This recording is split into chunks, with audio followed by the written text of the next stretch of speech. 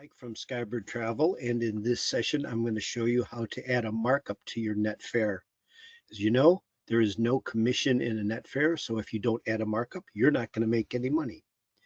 Once you've chosen your flights and the prices that you want, you will receive this screen. You'll come to this screen, and then you proceed to check out. That screen just gives you an opportunity to review all of the flights, and you'll come to this screen right here.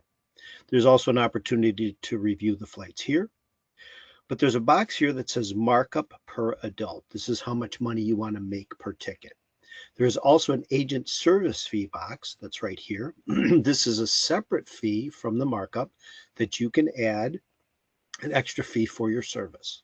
This fee, when you put the money here, will show up as a separate charge on your client's credit card. It will just say travel agent. It will not say Skybird Travel, and it will not say the name of your agency.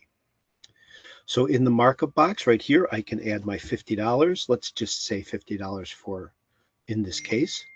Then this will be added to the total amount, and on the client's credit card, it will say EVA Air, and then the total amount for the purchase.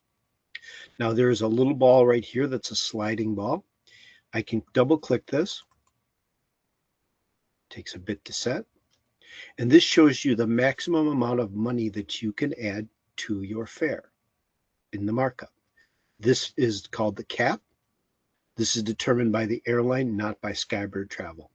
In general, it's 25% of this, but many airlines are switching to 15%. So once you've added your markup, and you can also add an agent service fee, that's up to you, you're ready to go ahead, choose insurance, and add your client's information. And that's all it takes to add a markup to a net fare.